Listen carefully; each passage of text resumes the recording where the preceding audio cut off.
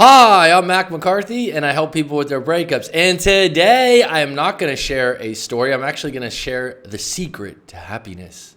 Actually, I'm going to let you decide what the secret is to happiness for you, but I'm going to give you 25 reasons or points that might help you unpack it for yourself, because I don't think that there is one secret to happiness. I think it's a culmination of many different things at different times.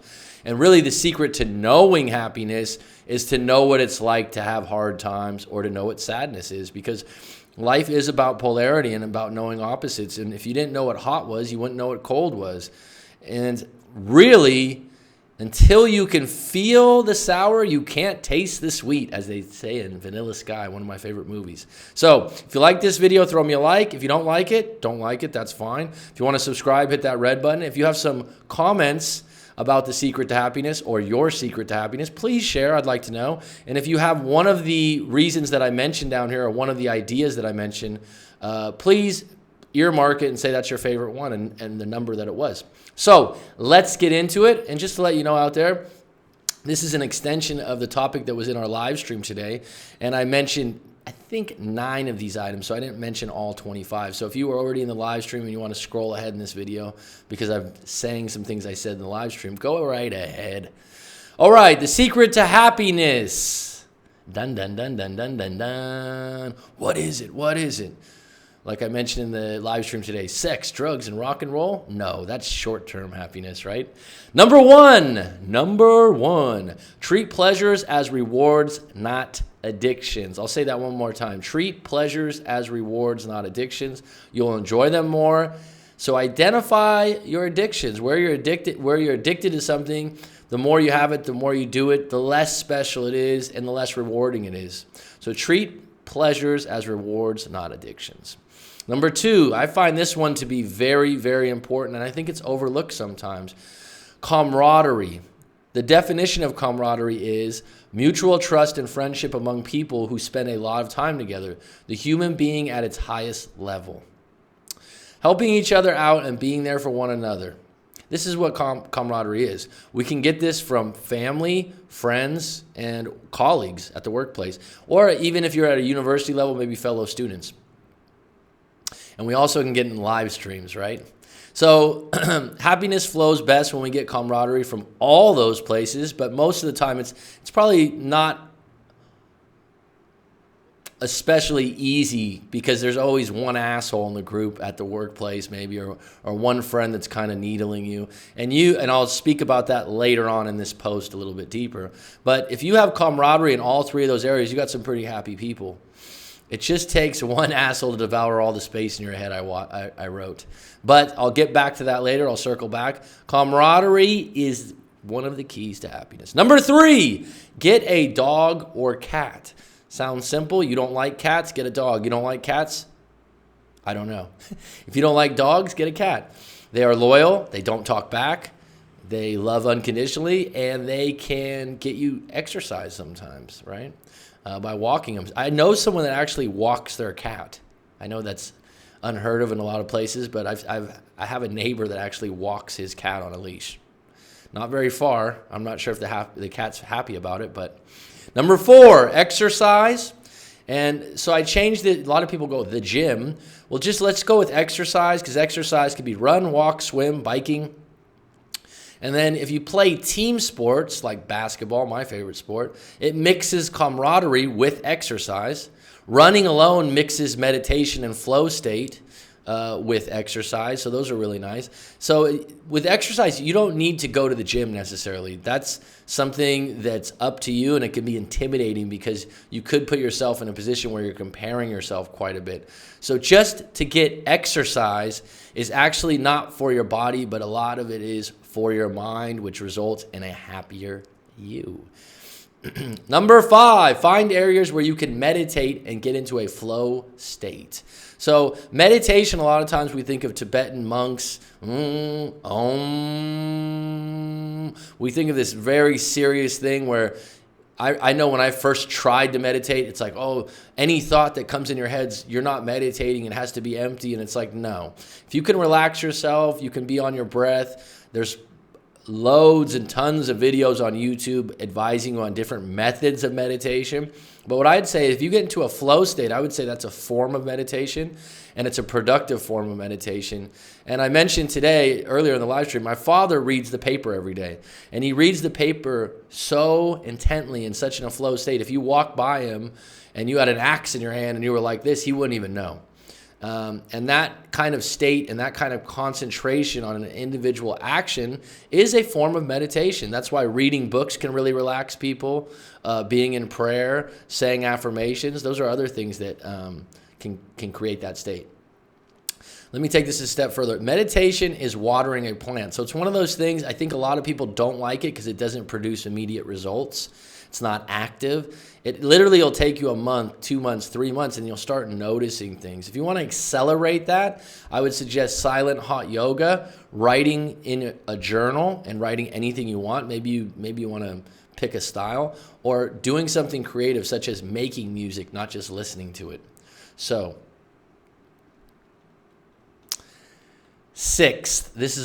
number six. Okay, growth mindset versus fixed mindset. You can guess which is going to make you happier. A growth mindset. Carol Dweck, the book Mindset, surprisingly, describes this in detail. And basically what she's saying is, when you find a challenge, you look for solutions, you look for way to learn, you look for more ways to learn. And if you have a roadblock, you don't let it stop you. Fixed mindset means that you have limitations on what you can do and when you can do them. I'll let you explore that for yourself. Like I said, Carol Dweck, the book, The Mindset, would be something to look at. But you do always want to be in a growth mindset. And I'll be honest, I wasn't in most of my life. And over the last few years, I've been much more in a growth mindset. And it does make you happier when you go, all right, there's a problem here. How should I go about it? What are the solutions? What are the questions I need answered? Instead of going, oh, I can't do that. That's fixed. Number 7, get in touch with your aim or goal. What's the target? So Jordan Peterson, who's very popular on YouTube now, calls it AIM. You could call it a goal. College does this for you. If you go to university, they tell you, here's 4 years, here's a system, here's a program, here's a certificate, here's a way to measure yourself. And they create the goal at the end, and they give you the system to get through it. And that's why a lot of people like going to university, because the finish line is very clear, even though it might not be easy to get your degree necessarily. So other aims can be smaller and more materialistic. You know, maybe there's a car you like. Maybe you always wanted to live by the beach. That was one of mine when I was a teenager, and I did it at 19 years old. I was like, look, if I'm going to pay rent and I'm going to be putting a lot of money out, I'm going to live, you know, I think I was 10 blocks from the beach, which was close enough for me. And I got a studio apartment that was extremely small so I could live closer to the beach. But it was nice, it was fulfilling, and I didn't regret getting that small apartment. But you should have these small aims. You should have places where you have some goals, you have some things to look forward, you have some visions in the future. And these will carry you through. Number 8, don't just find your passion or purpose, but create it. Check out an Ikigai. Ikigai is a diagram that will help you find your purpose and kind of relate to things, find a way that you can use your purpose or your passion, possibly in a job, or contribute to society. So what I mean by that is, rather than just go, oh, these are the jobs that are available or careers, what if you could take some of your talents and combine them and create your own job? Like me being a breakup coach currently is something that isn't a conventional job from the past and probably has just come about over the last couple of years. And you're able to have some creativity in a field like this of coaching to create your own niche or specialty in the way you approach things. And I think being creative with your purpose and passion is a real key. Being flexible with it. Don't be rigid. Number 9, when you're working with bad people or have bad friends or bad partners, cut anchor. So I know in my own life I've carried on with friends or family members a little bit longer than I needed to, and it becomes toxic to your future and your happiness. So a really good documentary is The Defiant Ones. It's a mini-series on Netflix. And Dr. Dre, the rapper, it's not all about him, but what really stood out to me in the documentary was the fact that he was repeatedly able to cut the anchor from what was a semi-good position where he was making lots of money, but the cores and values of the individuals he was working for or with didn't line up with his. And he was able to go, you know what? Fuck the money. I'm doing really well, but I'll start my own thing and I'll be okay because my values and my morals are more important to me. And I found that really, really noble in the moment. So check that out, and that's an example of what I'm talking about. Sometimes we carry on with people and we validate it, but really we're scared to move on our own and start over. But that's what you have to do when you have bad people or bad friends in your life, because they're going to hold you down like an anchor. Number 10, knowledge and experience equals wisdom. Choose good books and lectures to study on YouTube or the internet, and put yourself into experiences that challenge you to think different. And in turn, this will make you more happier because you'll be more evolved and you'll have more opportunities to connect with other people on different levels. 11, at your best, you will be turning down opportunities that don't line up with your vision or who you are. Saying no to something, especially as you get older, saying no to something that has immediate value for something better in the future is a principle of successful people. So there's a famous Stanford study or case study or test, I think it's a case study, where they give I think the child was 4 or 5 years old, I'm not sure of the exact age, a marshmallow, and they say, look, we're going to give you one marshmallow right now, and you can eat that marshmallow right now, or if you can wait 15 minutes, we'll give you 2 marshmallows. Well, they studied these people, and 20, 30 years later on, the people that were able to wait for the second marshmallow were much more successful. And so what I mean by that is being able to say no to immediate gratification and looking forward to what would be in the long term or the long game actually produces more success, and success produces more happy people. Number 12, always be aware of the 5 people you spend the most time with. Your lives and outlooks will become dangerously similar if you share enough time together. I guess dangerous would be the term for if it's negative. And you'll notice this over time that the people you're around, you start picking up their habits, the TV shows they like, and different little things. Even if you're a leader, this happens. So be aware of this. Be aware of the 5 people, whether that's family members or friends or mentors or teachers, who you hang out with, and choose them wisely. And again, I'd circle back to the other item that I mentioned, cut anchor if one of those individuals is not helping you in a productive way and actually impeding you from growing. 13, get a mentor or a coach. Get 2, spend the money on this. Model individuals with good values. So right now in this day and age, we've had the opportunity that if you want to learn something and you want to learn something online, you can find a mentor, you can find a coach, and it's probably easier than ever.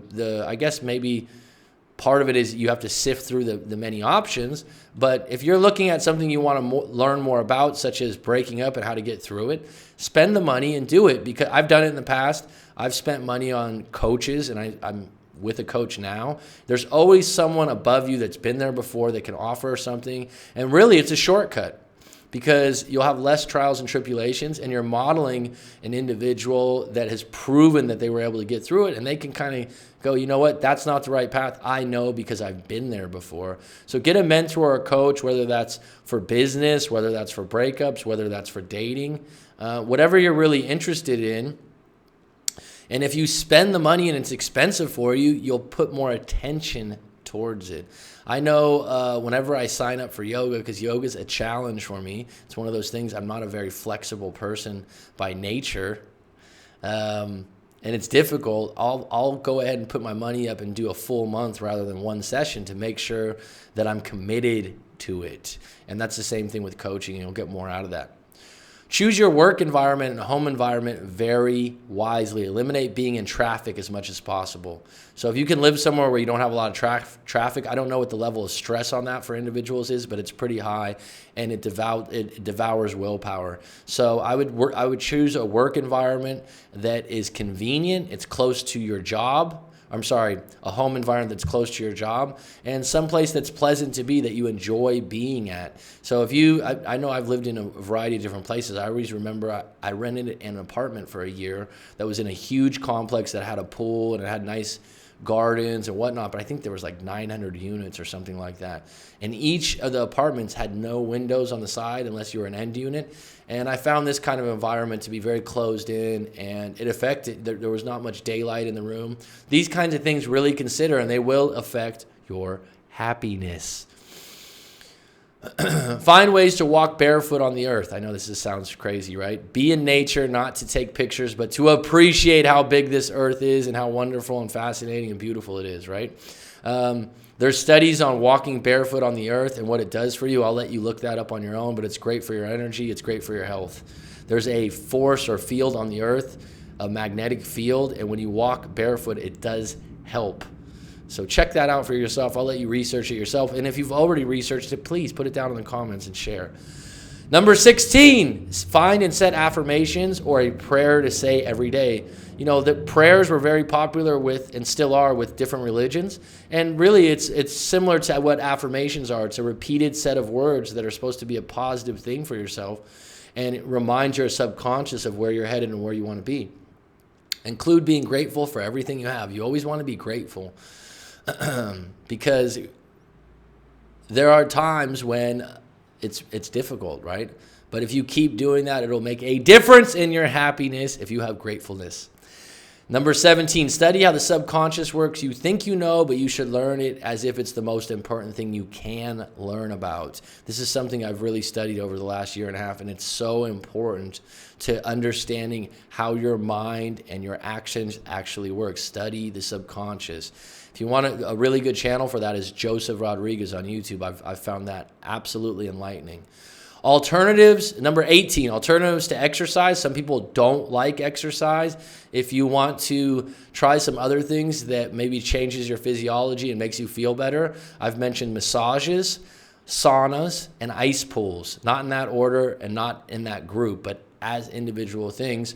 Saunas and ice pools are absolutely outstanding, and it gets a lot of toxins out of you. Ice pools wake you up, they get your blood flowing, and massages, of course, make you feel good. They're good for your body, they're good for stretching, and there's a variety of different massages that you can go get. Treat yourself to one of those.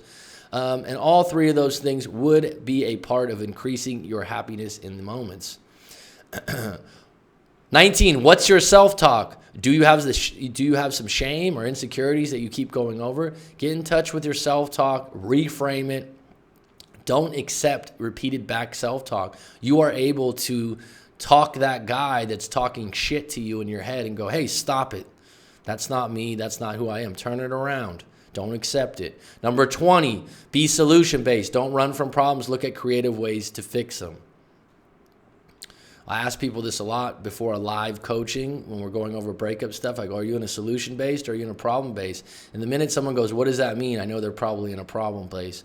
And when they're in a solution-based, most of the time, one of the first things they're doing is, hey, let me hire a coach. Hey, let me get some information on this. Let me get active because I'm in a bad breakup right now, and I don't know the solution, but I'm looking for answers.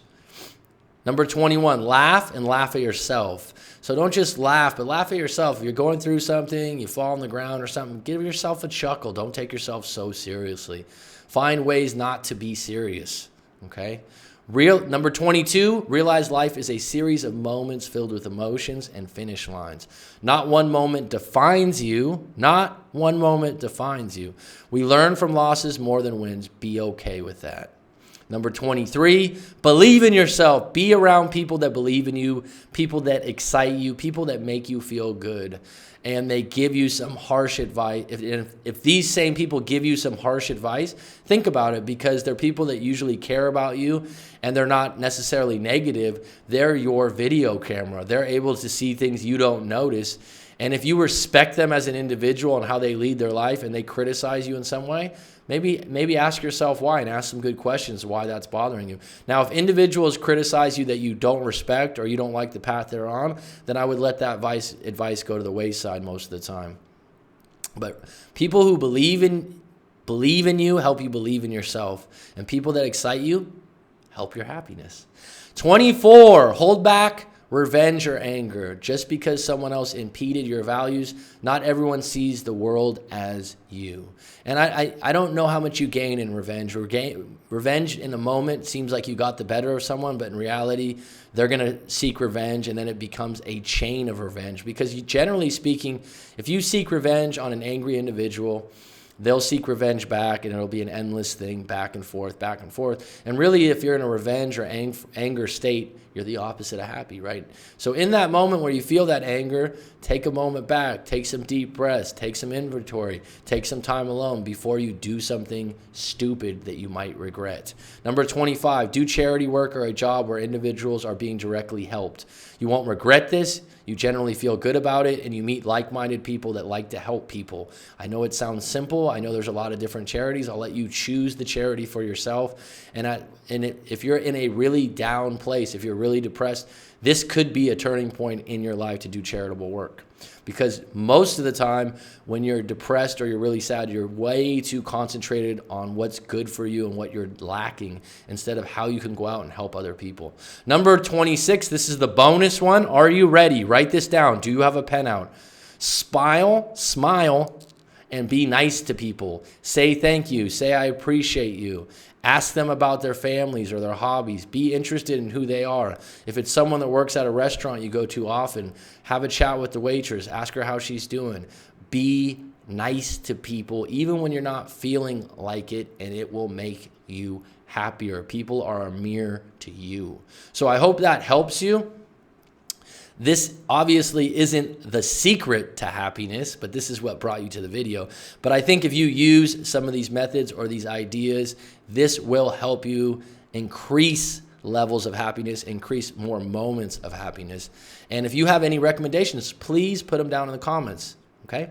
And if you'd like to come to one of the live streams and discuss this a little bit further, they are daily at the moment. So thank you for supporting the channel. Have a good day. Don't forget to smile.